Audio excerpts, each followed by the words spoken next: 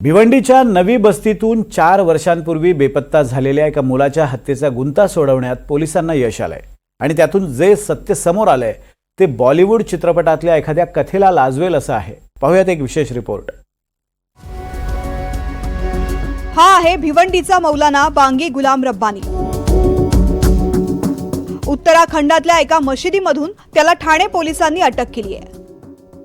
मौलानानं एका अल्पवयीन मुलाची हत्या केल्याचा आरोप आहे। पोलिसांनी त्याला कोर्टात हजर केल्यावर त्याला 19 एप्रिल पर्यंत पोलीस कोठडी सुनावली आहे। मुलाच्या कुटुंबियांनी आरोपीला फाशीची शिक्षा देण्याची मागणी केली आहे। बांगी ने उसको मार डाला। जब उसको पकड़ के लाए तो 8 साल में पकड़े उसको। 4 साल के बाद पकड़े तो बांगी ने मारा उसको ऐसा पुलिस वाले ने। तो बस इंसाफ चाहिए उसको, तो उसको मर्डर किया, उसको ऐसे मर्डर क्यों चाहिए? क्या फांसी की सजा होगी? भिवंडीतल्या नवी बस्तीमध्ये गल्ली बोळामध्ये खेळणारी अशी मुलं तुम्हाला नेहमीच बघायला मिळतात। कधी काळी याच गल्ल्यांमध्ये खेळणारा 17 वर्षीय शोएब शेख 20 नोव्हेंबर 2020 ला अचानक गायब झाला। शहर पोलीस ठाण्यात त्याच्या अपहरणाचा गुन्हा दाखल करण्यात आला। तेव्हापासून पोलीस शोएबचा शोध घेत होते। मौलाना बांगी गुलाम रब्बानीनं शोएबची हत्या केल्याचा संशय स्थानिकांनी व्यक्त केला। त्याच आधारे गुलाम रब्बानीला 3 वर्षांनंतर म्हणजे 2023 मध्ये ताब्यात घेतलं गेलं। पण गर्दीचा फायदा घेऊन रब्बानी फरार झाला। तेव्हापासून पोलीस त्याच्या मागावरती होते। अखेर तो उत्तराखंडच्या मुक्कामपूर मध्ये सापडला। नहीं निकलने गया था, 2 साल तक यही था। 2 साल था, हम लोग उसके साथ सब कुछ करते थे। कुछ हमें नियाज फातिहा करे तो उसको बुलाना, खाने बोलना, खाने आता था। हम उसके दुकान से सामान लाते थे, हमको मालूम ही नहीं था इतने साल तक क्यों नहीं ऐसा करेगा बोल को।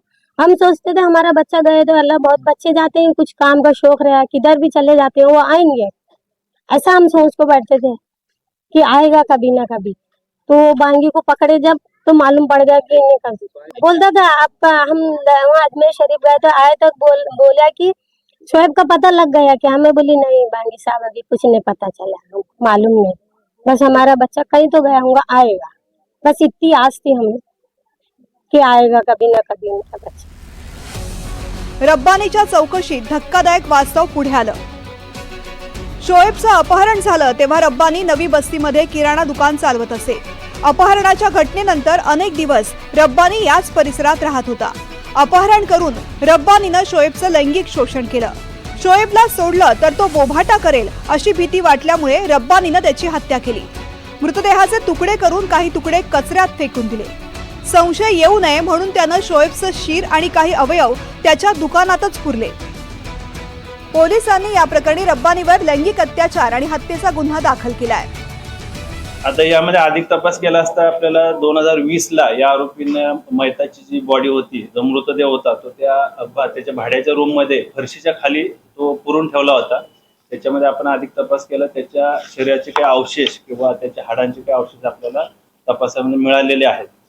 त्याचबरोबर सदरचा आरोपी जो आहे गुलाम रब्बानी शेख, याची एका दुसऱ्या मुलासोबत, एका व्यक्तीं सोबत, पीडितासोबत अनैसर्गिक अनैतिक असे संबंध होते।